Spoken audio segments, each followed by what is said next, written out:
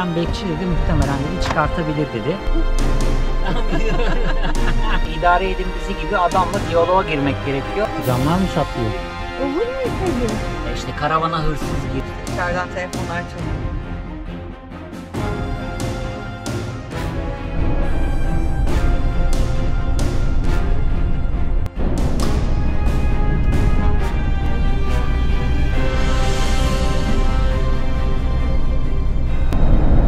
Selam. Selam. Selam deyince Max kalktı. Max yolculukta uyuyordu da. Biz yine yollardayız bu arada. Evet, yola çıktık yeniden. Evet. Yeni güzel yerlere doğru gidiyoruz. Mersin merkeze doğru biraz daha yaklaşıyoruz. Artık Silifke'den ayrıldık. Evet. Taşucu, Silifke, oraları geçtik. Bakalım nerede kalacağız. Mersin ve trafik lambaları. Evet ya, trafik lambaları çok uzun burada ya. Çok uzun yanıyor. Bak bundan karavan olur ha. Kamyon görünce Tolga. Olur ama uzunluğu güzel. Gerçi bunun kasası çok uzun da. Şasisi kısa ama. Evet, şase kısa. Önüne bak, Euro önüne. kargo. Bu araçların sadece 4x4'leri kamu kuruluşlarında var. Ve orijinalinde de bu araçların 4x4 var.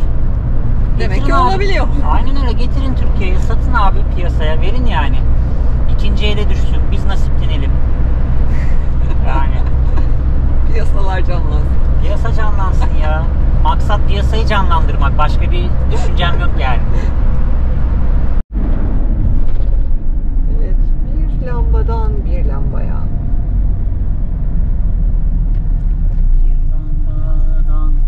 Siz daha Silifke yoğurdu denemediniz mi? Denedik, ekşi çıktı. Dedik ekşi çıktı valla. O alttaki teyzeyle şey gibi oldu. Vallahi ekşi çıktı ilk Silifke yoğurdumuz. Hiç de güzel değildi. Bak bize bozuk yoğurt mu sattılar, ne yaptılar bilmiyorum ama muhtemelen 2 video önce bahsetmiştik. Evet. Silifke yoğurdu deyince hep bu anı kalacak aklımızda. Valla.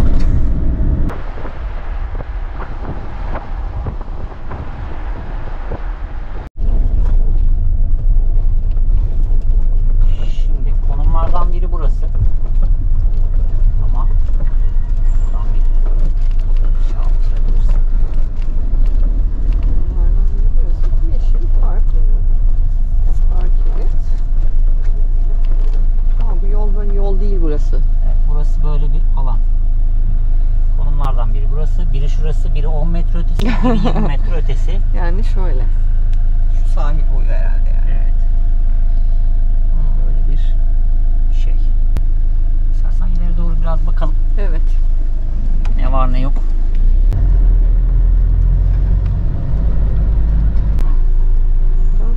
Geçeriz de çok döner mi dönmez mi? Dönerse kıçı bize gelirmiş. Yavaş dön ha. Aa, kepçesini bize getiriyorduk. Şuradan böyle hop hızlı dönünce. Burası önceden bu düzenleme yapılmadan önce haritalarda daha şey gözüküyor. Salaş. Plan.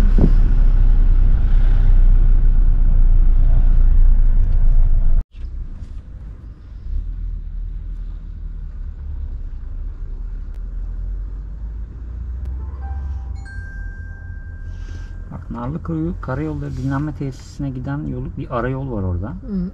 Tamam mı? Arayolda şöyle cepler var. Çok aktif iyi olduğunu tahmin etmiyorum ama. Hı. Şöyle denize nazır. Şeyden öncesi bu. Kız Kalesi'nden öncesi. Şeyden bakayım bir de. Diğer haritadan bakayım. Karayollarına giden diyorsun. Hı hı. Karayollarına gitmek için aşağı inen yolun üst parçası. Evet. Tamam, gördüm. Yaprak Koy tarafına bakabiliriz ama kalmak için. Kalmak için çok uygun değil. Saatte Evet. 4'e geliyor. Hı. Yani hani arkada siteler, akşam burada insanlar yürür Evet. eder. Yani burası çok mantıklı bir yer değil bana göre. Evet. O zaman Ki ileri muhtemelen zabıta da zaten durdurmaz burada. çok bina ne? Çok Binanın bina dibi. yani. Çok mantıklı bir yer değil burası. Şu yukarıdaki yerler olmasa hani ilerleyelim, daha ileriye diyeceğim de. Kardaki yerler aşağı ve yukarı obruk mu? Hı hı. O zaman burada kesin kalmıyoruz. İleriye doğru, Onarlıkuyu tarafına doğru deneye deneye baka baka gidelim. Yani. O yukarıdaki yerlere eş geçmek istemiyorum. Güzel gözüküyor oralar. Onun için en kötü oraya doğru gideriz. Bu tarafa doğru gideriz. En kötü yol Yarın oraya kenarında bir gezeriz. yerde. Aynen yol kenarında bir yerde dururuz. Market bulalım. Marketten bir şey alalım. Ekmeğimiz. Ekmek alalım, içecek alalım. Ondan sonra yürüyelim. Evet, biraz zor karar verdik ama verdik. Yer yok çünkü. Yer yok ya çok. Site önünde kalmak istemiyoruz tabii haliyle. Biz hep o sakin ve güzel yerlerde kaldığımız için belki de. Hani mecburiyet olsa kalırsın burada da, yatar uyursun, Ya bir bak gidersin şimdi. ama. Hemen arka tekerleğimin oraya bir rüzgardan Efes alkol şeyi gelmiş. Kutu. Yani bu demek oluyor ki akşam buralar enteresan şekilde farklı tipte hareketli. Hoşlaşmayacağımız şeyler var burada. Gerek yok. Evet, hemen markette bulduk. Evet, markette bulduk. Yola devam Biz de ediyoruz. yaptık. Ama efsane Sularımız da güzel burada. bir yere gidiyoruz. Çok güzel bir yere gidiyoruz. Evet, inşallah kalmamıza izin verirler orada. Yani konaklama noktası gözükmüyor çünkü oralar internetteki uygulamalarda. Baktığımız haritalarda da sadece bir otopark gözüküyor. Evet. İnşallah otopark kapalı değil. Çünkü saat 4.30'da orası kapanıyormuş bu arada. Hı hı. Sabah 8.30'da açılıyor diye gördüm Evet. ben de. Google'da uyarı verdi. Emin misin buraya gideceğine? Saat 4.30'da kapanıyor burası diye. Bakalım. Evet. İnşallah kalabiliriz. Kalırsak çok güzel olur. Yarın sabah erkenden gezeriz. Kalamazsak tekrar yola çıkıp oralarda kalacak yer aramamız lazım. Evet. Şansımızı deneyeceğiz.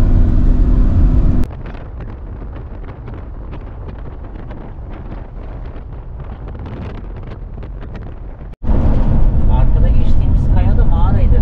İçerisi komple. Çok azıcık ucundan görebildim çünkü ben orada sahil tarafını görmeye çalışıyordum. Orada çok Şey güzel bir koy gibiydi. vardı. Avdalas Kalesi gibiydi. Ha, Evet. o da. Buraya bir köprü yapıyorlar. Yeni yol çalışmaları.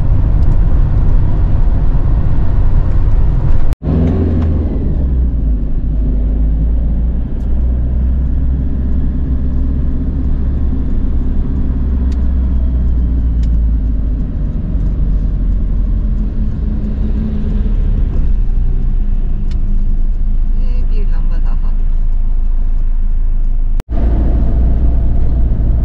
Kahvaltı saloncuları. Her yer kahvaltı salonu burada. Bak ya. Amcacığım. Amca mı? Amca ne yaptığını bilmiyorum.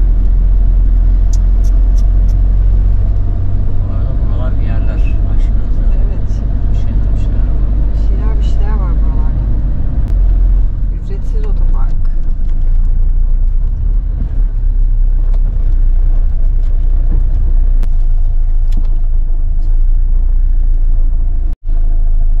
Vallahi manzaralı otopark bulduk. Güvenlik kamerası var. Güvenlikli. Tedbirli güvenlikli. Yan taraftaki servisin içinde amca uyuyormuş. Evet. Ama şey Sen ne yapıyorsun ya? Karşılama komitesi geldi. Kafayı uzatmış direkt yukarıya doğru. Camdan bakıyor. merhaba. Sen dur. Ben bir ineyim ona bir Meksiko Tamam. atayım. Max bekle. Bekle.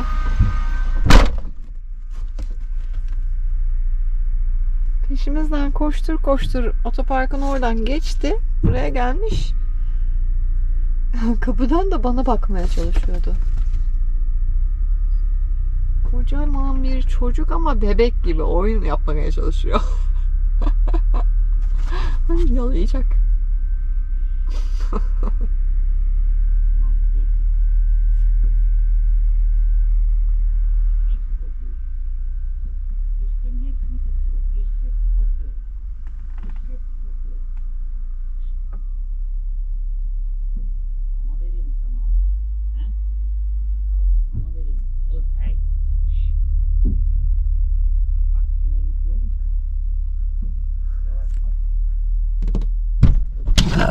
Vah dana.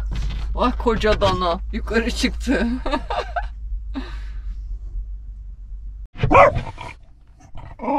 Evet, birimiz de kıskanıyoruz içeriden. Değil mi Max? Ama arkadaş o kuzum bir şey değil. Sana bakmak için geldi oraya. Evet, sana bakmak için geldi. Karavana patileri dayayınca Max hemen burası benim evim moduna geçti. Kuyruğa bak, kuyruğa. Yelpaze kuyruk. Çok uzakta Kız Kulesi, Kız Kalesi var. Görebiliyor musunuz bilmiyorum. Ekranın ortasına tutmaya çalışıyorum. Kız Kalesi manzaralı. Hemen aşağıda Narlıkuyu sahil tarafı gözüküyor. Bir karavanla geldik de. Aman hayır. Tamam. Evet. Arkadaşımızla beraber geziyoruz. Ben çıkamam oraya. Aşağı gelir misin?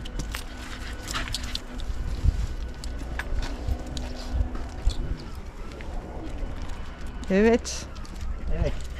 Anlatmak ister misin? Güvenlik personeline sorduk. Şşt. Hey. Güvenlik personeline sorduk. Dedik ücretsiz otopark burada. Max. Şşt. Tamam. Tamam hadi içeri girsen gel. Gel bakalım sen içeri. Ah, bende anahtar. Bir saniye. Evet, arkadaşa sorduk. Gece burada konaklayabilir miyiz? Çünkü 20 dakika falan var kapanması için. Çekim yapamayacağız o sürede. Ondan sonra benim için problem yok ama dedi gece gelen bekçi dedi muhtemelen dedi çıkartabilir dedi. Tutturmayabilir dedi. Ama hemen girişte dedi mıcırlı bir alan var. Orası dedi hiç problem değil. Orada dedi konaklayabilirsin. Ben dedi 8'de çıkıyorum. 8'e kadar gel dedi. Çay, kahve ne istersen var. Evet, sıcak su var, kettle var. Ne istiyorsanız burada ihtiyaçlarınızı görebilirsiniz dedi. Evet. Arkadaş sağ olsun ama her şeyimiz olduğu için teşekkür ettik. Biz de onları kahveye davet ettik. Gelirlerse.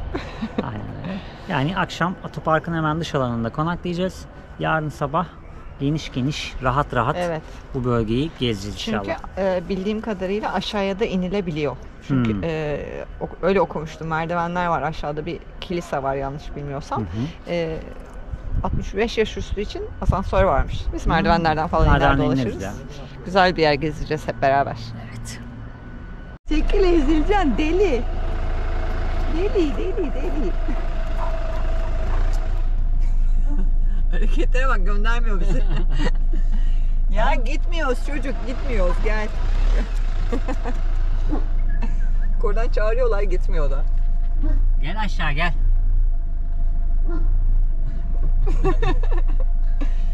Buradayız gitmiyoruz ya.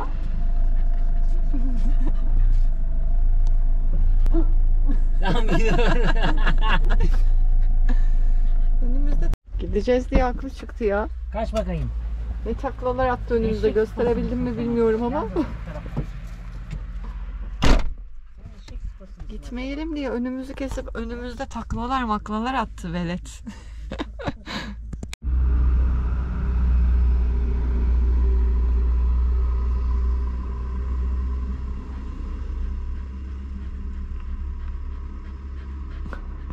Heyecandan ölüyor ya. Sesi çok büyük ama kendisi ufak büyük ihtimalle.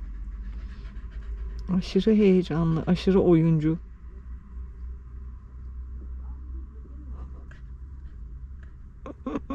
Tolga mamayı dökemedi.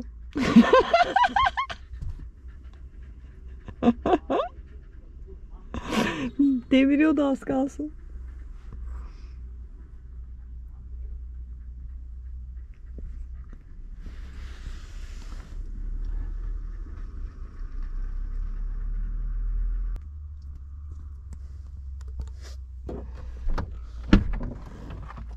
Manyak ya. Altından geçti. Evet, manyak aldı beni sırtına. Gördüm. Hasta ruhu. Çok zayıf ama çok ya. Zayıf, evet. Yani burada şurada- besliyorlar muhtemelen ama yeteri kadar beslenmediği için çok zayıf. Burada o kadar mekan var. Biri alsa bunu güvenlik köpeği diye beslese var ya efsane bir hayvan. Ve söz dinliyor yani. Koca kafalı. Nasıl bırakmıyor bizi? Ya önümüzde ne taklalar yattı gösterebildim mi kameraya bilmiyorum ama. Bu arada bir şey diyeceğim. O Max'in mama kabı boşaldığı için arkadan mama doldurman lazım. Evet. İçeride mama yok Max. Evet. Biraz da kendi çocuğumuzu düşünelim değil mi Max? Ne diyorsun bu konuda? Oh. Zemin etüdü yapıyorlardı. En arka tarafımız biraz aşağıda şu anda. Evet. 2 derece. Daha da arkada düşünürsek 3 derece diyebiliriz bence ona. Banyo tarafının en dibi düşünürsen. Evet, benim telefon şu kamera çıkıntısından kaynaklı olarak yanlış ölçü veriyor. Evet. Fazla Ama çıkıntılı kalmış. senin telefon 2 derece diyor. Biraz kaldıracağız yukarı doğru. Evet, arka süspansiyonları şişireceğiz. Eğimli bir alandayız. Otoparktan çıktık. Tolga'nın bahsettiği gibi kovulmamak için şimdiden biz çıkalım yerleşelim dedik. Otopark hemen şurası. Ön tarafında bir toprak alandayız. Haliyle toprak alanda biraz fazla eğimli. Yani bayağı bir eğimli. Evet. Ondan sonra dışarıdan da bir çeker gösteririm ben size. Koyarım şu anda fotoğrafı. Şimdi bu eğir süspansiyonunuz olduğu zaman hani ya düz zemin değil orası, burada kalalım, işte idare edin bizi gibi adamla diyaloğa girmek gerekiyor. Ama eğir süspansiyonunuz olduğu için bu diyaloğa girmenize de gerek kalmıyor. Evet, buradaki ufak küçük toprak alanda da kalabiliyoruz. Eğimli. Aynen öyle. Şimdi eğir süspansiyonun güzel taraflarından birini yaşıyoruz. Normalde bizim şu andaki havamız 25 psi'da. Herhalde bir 35 ya da 45 psi bizim işimizi görecek. Bu arada sanırım sol tarafımız biraz daha yatık. Solu biraz daha fazla şişirebiliriz. Evet. Kaldığımız zeminin bozukluğunu bu açıdan daha net görürsünüz. Bizim amortisörler şu anda, süspansiyonlar biraz yüksek. Araç bu tarafa biraz meyilli. Bu taraf bakın daha basık. Bu taraf daha yüksek. Şimdi bu tarafı 55-60 psi'ye kadar kaldıracağız. O zaman araç dengeye gelecek. Öteki tarafa bir 10 psi daha basarız. Bu tarafa da bir 20-25 psi bastığım zaman işlem tamam olur. İşte air süspansiyonun avantajı.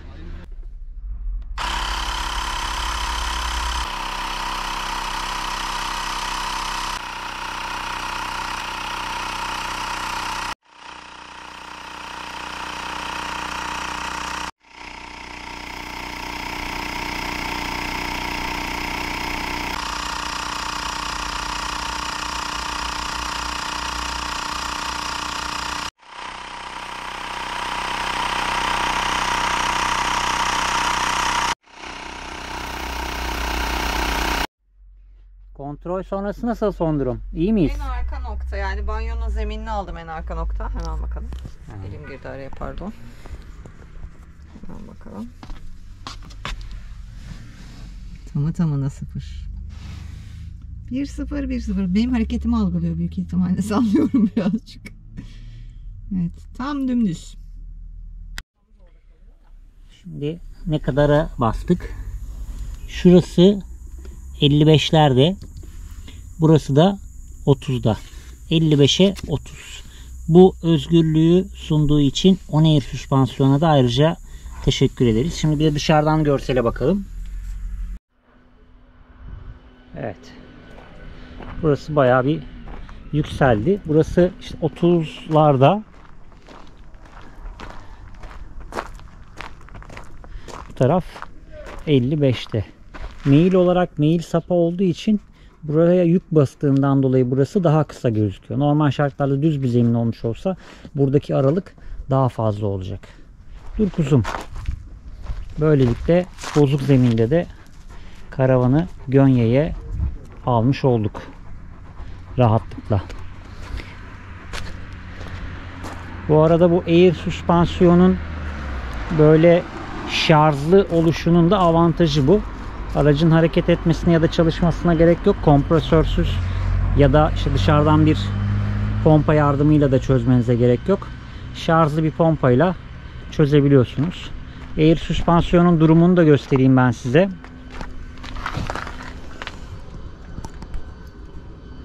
Evet, şu kısım air süspansiyonun durumu da bu şekilde.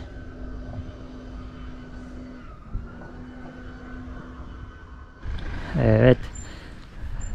Alanın, otopark alanına geldik. Dün gece şurada dışarıda konakladık. Sıkıntı yaşamasın kimse diye.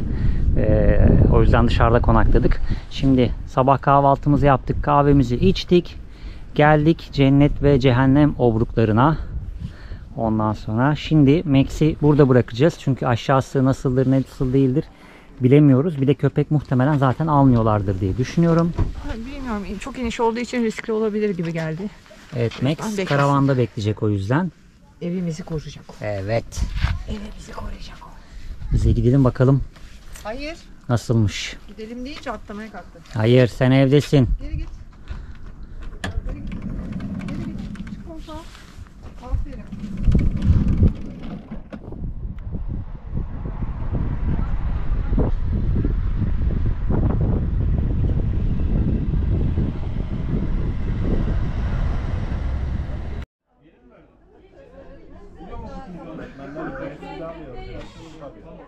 Evet, gezimize önce cehennem obruğundan başlıyoruz. Sonra cennet obruğuna devam edeceğiz. Önce bir Tamam mı? yanacağınız önce. Evet, önce bir yanın. Hemen garanti cennet yok. Herkes cennete gitme taraftarı. Ama diyorlar önce bir cehennemi bir görün. Görün önce. Gözünüz cennet mağaralarında. Güller Hanım. Bak ya, bakıyorum aşağıya. Cehenneme bakıyorum. Ders alalım önce. Ama burası cennet. Nasıl cennet? Evet, burası cennet. Biz cehenneme gidiyoruz. Beraber cennete de gittik, gördünüz mü? Size her Sizi- yeri gezdireceğiz dedik. Sizi cennete götürdük ama cehenneme götürmeyeceğiz. Orayı görmeyeceksiniz siz. Yok ya, orayı da görsünler. Lütfen. Kıymetini bilsinler cennet. Değil mi? Daha şimdiden nefes nefese kaldım ya. 552 basamak var daha önümüzde. Cehenneme gitmeden son bir kez cennet mağarasını bir yukarıdan görelim dedik. Değil mi?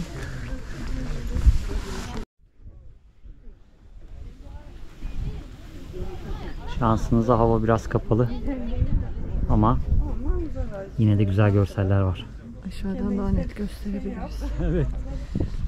Hazır mısınız? Adım adım cehenneme doğru gidiyoruz arkadaşlar hep beraber. Hadi hayırlısı. Emin misin?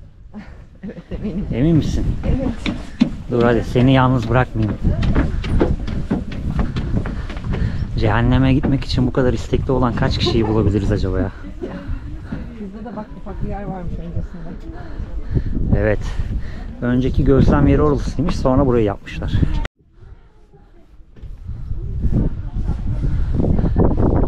Oh. Wow. Şey çok ilginç değil mi? Zemin ne kadar ince. Evet.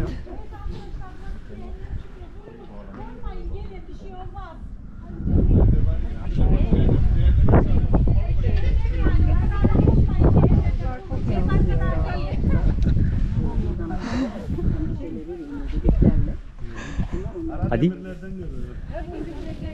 yine buralara basayım. Tamam, buradan geri mi dönüyor?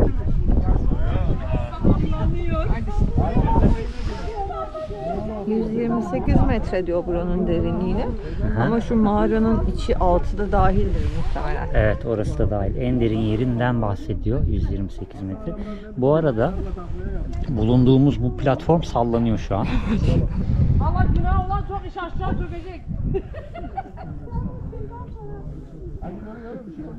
Buraya geldiğiniz zaman etrafı dinleyin. Çok güzel yorumlar var.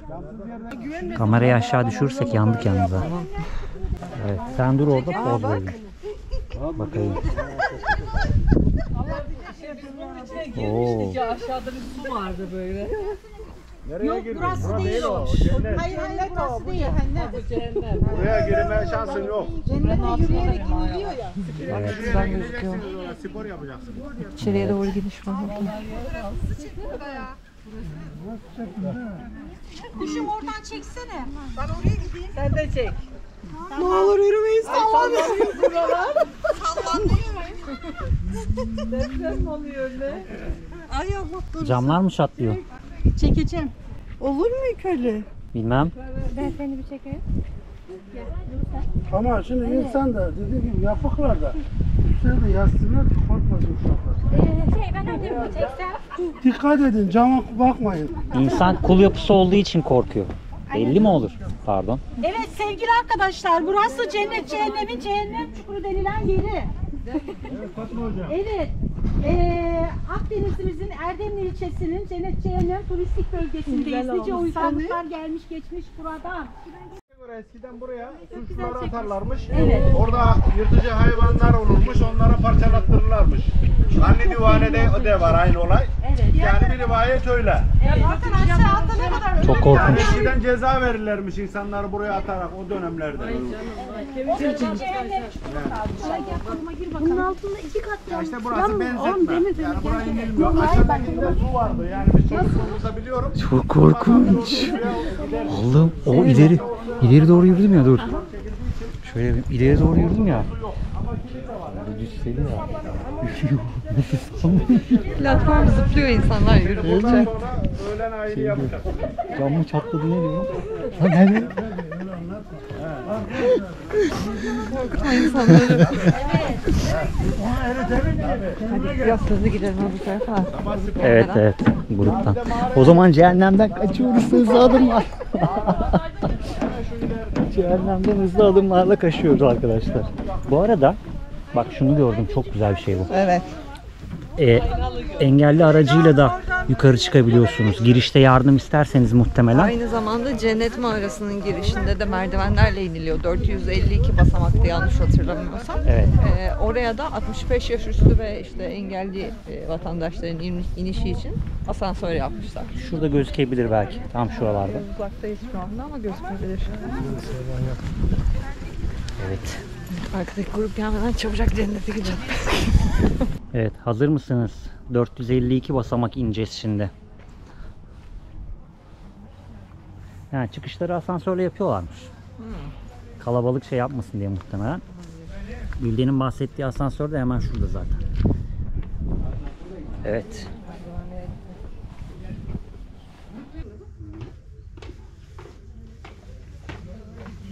Hadi hep beraber. Bu arada inerken de merdivenlerden manzaranın keyfini çıkarmayı unutmayın sakın.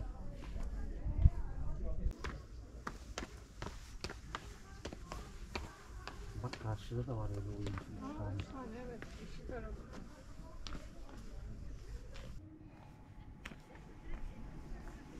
Çok az indik.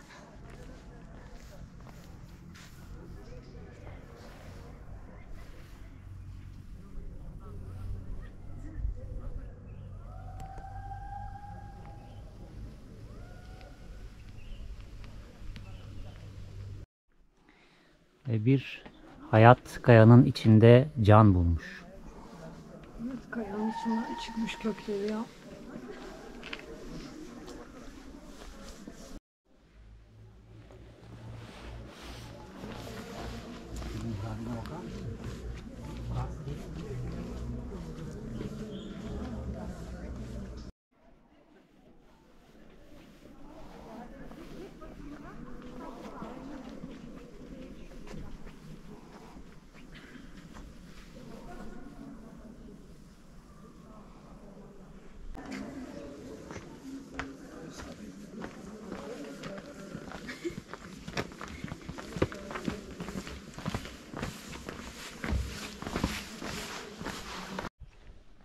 Bu arada zemindeyiz.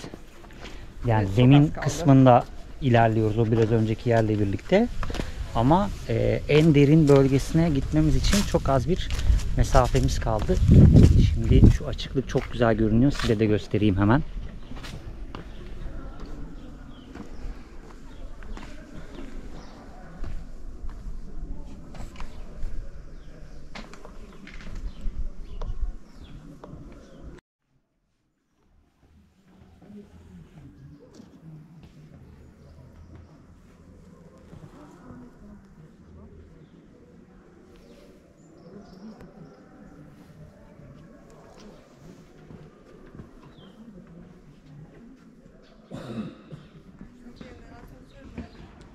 Ne düşünüyorsun tatlım?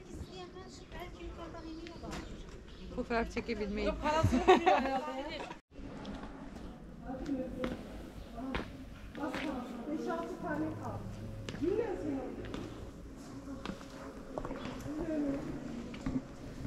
Evet, mağaranın ibadethane olan tarafına kilise daha evveliyatında tapınak olarak kullanılmış. Değil mi? Direkt kilise, pardon, doğru. Tapınak olarak kullanılan yukarısıydı. Direkt burası kilise olarak Hristiyanlığın gizli gizli yayıldığı dönemde burayı böyle gizli gizli kilise yapmışlar. Meryem Ana Kilisesiymiş burası ayrıca. Hemen bilgilendirmeyi de okuyalım.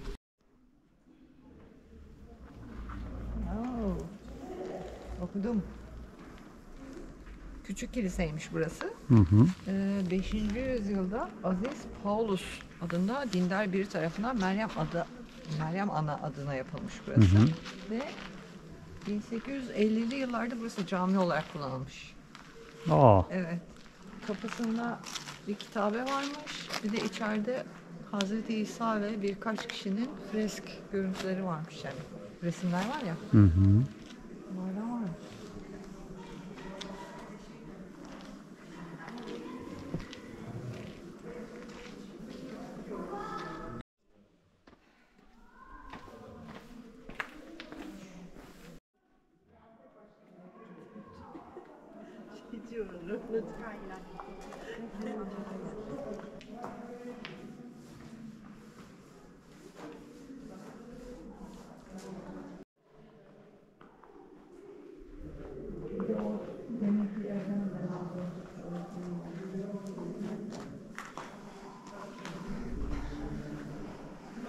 Açıklığa yakın olan taraf bozulmuş ama iç taraftakiler çok net hala. Evet, kameradan daha net çıkıyor. Hazreti İsa ve 12 havarilerinin freskiymiş.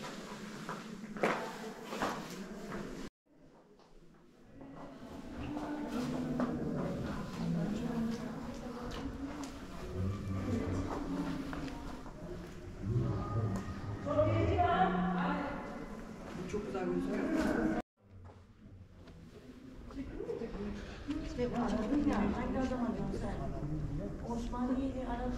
Çok şu resim hoşuma gitti. Birazları. Adam çıktı komşular anası.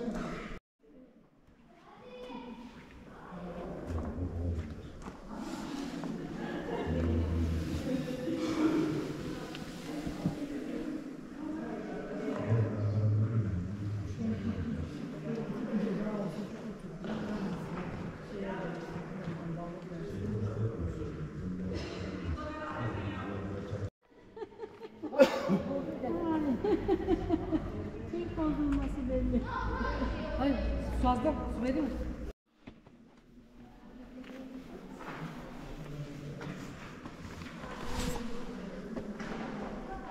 Düşüyordum az. Orası o kadar kısa olduğunu fark etmedim.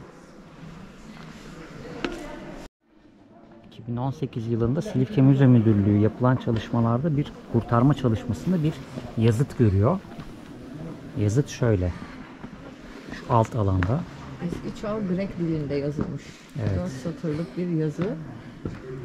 Eupapios mağaraya girmeden önce Pan ve Hermes'e dua ediyormuş aslında bu yazıda. Bu obra ve çalı çırpıya ve ormana girmeden önce Arimoi toprağında gürüldeyen Aos nehrinin ışıksız akıntısı görüşümü tam kapatmadan ben Eupapios, Pan ve Hermes'in bağışlayıcılığını dilerim demiş bu yazıda. Yani buradan bir dua gibi bir şey karanlık sanki. bölgeye girmeden önce öyle Pan ve Hermes'e dua etmiş ve yazmış duvara. Vay be. Vay be.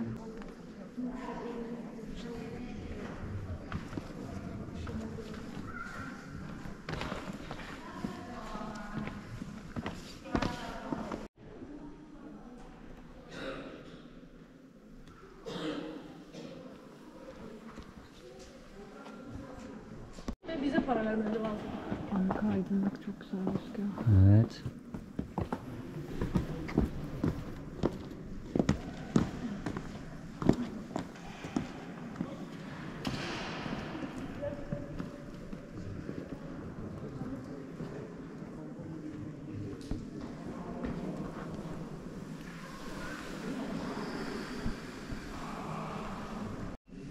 Yalnız takipçilere bir şey söylemek ister misin? Cennete getirdik sizi. Daha ne istiyorsunuz? Ne diyeyim? Daha ne diyelim? Daha ne yapalım? Daha ne yapalım? Sizi cennetten bir köşeye getirdik. Cennet mağarası. Hep beraber cennete geldik. Hizmette sınır yok. Ve zemine ulaşabildik. Gerçi bize göre burası zemin değil de. Evet, bence çok Çünkü daha şu devamı tortunun var. altı da var diye düşünüyoruz. Böyle bir yer. Şöyle, şu girişteki gözüken tümsekler tamamen çamur yığınları aslında. Yani yukarıdan aşağıya yığılmış toprak ve çamur yığınları ve bulunduğumuz alanda da aynı şekilde çamur yığınları var. Ve ay korku filmi gibi oldu.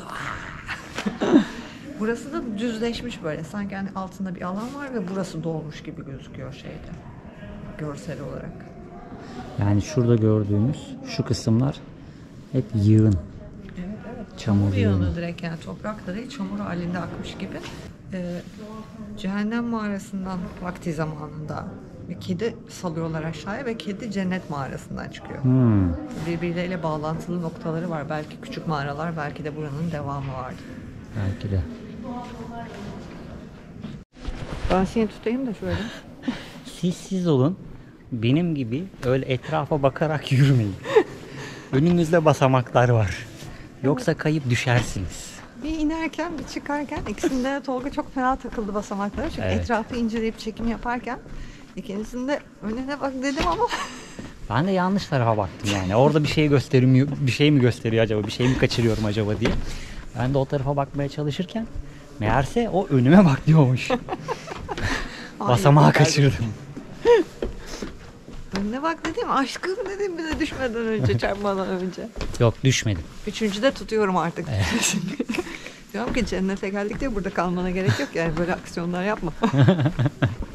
Bu arada bir tahminimizi de hemen sizlere söyleyelim. Şimdi bakın, şurası çamur yığını.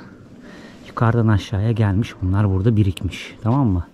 Bu çamur yığınını bakın tam şu hizada Evet, hemen kafamın üstü hizasında. koyu renk çamur katmanı görüyorsunuz. Bir üstünde de biraz daha açık renk bir çamur katmanı görüyorsunuz. Burası bizim tahminimize göre temizlenmiş bir alan şu anda. Bize göre, yine tahminimize göre burası aslında daha derin. Çünkü şu kısma gittiğinizde orada çamur böyle bir düzleşmiş ama kaya oluşumu aşağıya doğru devam ediyor. Muhtemelen buranın çok daha derinliği var ve devamı var. Merhaba dünyalı.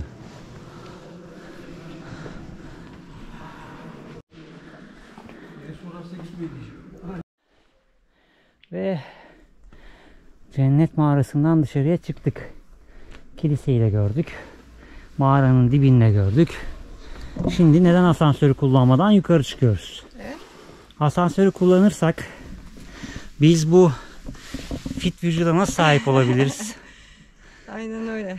Yani aslında ben şeyi anladım aşağıdan çıkarken, mağaranın en dip kısmından çıkarken. İlk girişe kadar hiç durmadan çıktık. 2 defa fotoğraf çekmek için durduk sadece. Evet. Fotoğraf çekip devam ettik. Yani dinlenmedik bile.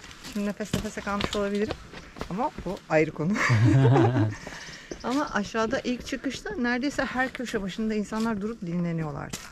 Evet. Bence gayet formdaymışız. Buraya Formdayız çıkana ya. kadar Hiç yorulmadık. Hiç durmadık. Sadece fotoğraf çekmek için 1-2 defa durduk. Şimdi de kalan 200 ya da 300 küsur merdiveni tırmanmaya devam. Yorulmuyoruz diye bu arada son basamaklar, o dik son basamakları da hızlı hızlı çıktık. Nasıl olsa yorulmuyoruz diye. Orada yorulduk biraz. Hadi devam. Cennet toprağına inişler merdivenle, çıkışlar asansörle yapılmaktadır demiş. Niye bunu söylemişler? Çünkü asansörle çıktığınız zaman çıkışa gidiyorsunuz. Biz şimdi tekrar girişe geldik. Bir tur daha atmamız lazım bizim. Şurada atmamız lazım diyeceğim. Oradan Bir tur çıkacağız. daha atacağız. Bir daha mı ineceğiz? Bir daha ineceğiz aşağı aşkım. Olmaz böyle. Olmaz. Kural ihlali yapmayalım. Cennet, cehennem mağaralarının hemen karşısında Zeus Tapınağı ve kilise yazıyor tabelasında. Hemen bakıyoruz. Ne varmış acaba burada?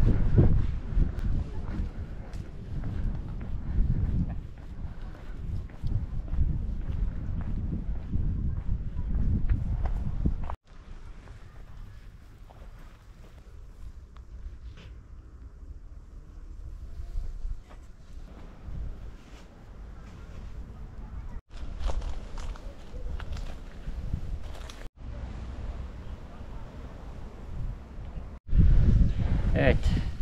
Cennet ve cehennem mağaralarını bizimle birlikte gezdiniz. Biraz önce tapınaktan çıktık.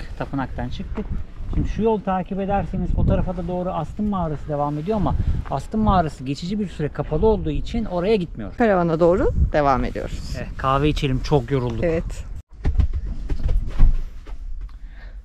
Fotoğraf mı çekiyorsun? Ben de gelebilir miyim çocuk? Ya tam oturacakken nasıl yerime geçiyorsun hemen? Şu patini çek. Ezeceğim şimdi. Şuraya koy patini. Kuzum. Evet, sizi önce bir cehenneme götürdük. Sonrasında da cennetle taçlandırdık gezimizi.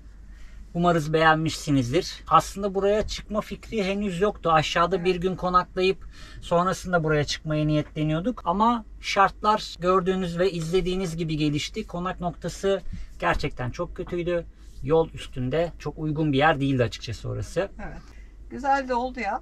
Çok güzel bir yer. Yani ilk es geçmemişiz. O gün Evet, dedim ya evet. işte burayı geçmeden gitmek olmaz falan diye. Ya Hiç ana yola geçmemişiz. çok yakın. 4,5-5 kilometre falan ana yoldan içeriye. Biz şey yapıyoruz. 10-15 kilometre içerideyse onu 2025 yılında gerçekleştirmeyi planladığımız tura bırakıyoruz. Çünkü o zamanları da yer kalsın Evet, istiyoruz. şimdi kıyı ve sınır şeridi düşündüğümüz için mümkün mertebe kıyıdan gitmeye çalışıyoruz. Evet. Çok içeriye girmemeye çalışıyoruz. O yüzden bazı şehirlerdeki bazı güzel yerleri sonraki tura bırakmak zorunda kaldık. Aynen öyle. O yüzden şimdi yola devam edeceğiz. Evet. Yer çok güzeldi gerçekten.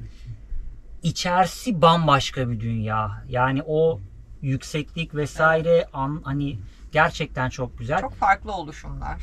Evet. Yani bir obruk, evet obruklar çok fazla var ama birinin içine girebiliyorsunuz işte cennet mağarası diye adlandırılan yerde en dibine kadar inebiliyorsunuz. O bile ayrı, O bile farklı ayrı bir keyif. güzellik. Mutlaka gelin, mutlaka gezi planınıza burayı ekleyin. Evet adamlar asansör yapmışlar. Yürümek zorunda da değilsiniz. Aşağı yukarıya. Onu da Bizim kullanabilirsiniz. yaptığımız gibi yapmayın. Siz asansörle çıkın. Çünkü çıkışa ulaşamıyorsunuz. Evet. Biz tersten çıkmak zorunda Tersten kaldık. çıktık. Çünkü kimse muhtemelen bizim gibi çıkmıyormuş zaten. Evet. Ya yazın zaten muhtemelen kalabalıktan dolayı çıkılamıyor. Şu an bile otopark neredeyse doldu. Evet yani Çok bugün, kalabalık. bugün bayağı doldu burası. Yani biz çıktığımızda da araçlar vardı ama şu anda otopark birkaç sıra boyunca dolu. Evet evet. Güzel, çok rağbet kalabalık. gören bir yer. Yani bu tarafa yaklaşırsanız, buralardan geçerseniz bence mutlaka görün. Kesinlikle. O zaman Yeni maceralarda, yeni yollarda görüşmek üzere diyelim. Bakalım bir sonraki durağımız neresi olacak? Evet. Çünkü şöyle araya hemen bir şey daha ekleyeyim, onu unuttum ve aklıma gelmişken söyleyeyim. Önümüzdeki güzergah üzerinde Facebook'ta önümüze şeyler çıkmaya başladı. İşte karavana hırsız girdi, evet. birileri bir şeyler oldu. Karavanın camı kırıldı, işte içeriden telefonlar çalındı gibi. Hatta Evet. insanlar içindeyken Evet böyle olaylar böyle yaşanmış. olaylar yaşanmış falan. Şimdi onun da biraz tedirginliği var üzerimizde. Ona göre gittiğimiz konumlarda biraz daha etrafı ince eleyip sık dokuyacağız. Bakalım bir sonraki konumda biz nerede olacağız? Tam bir muamma.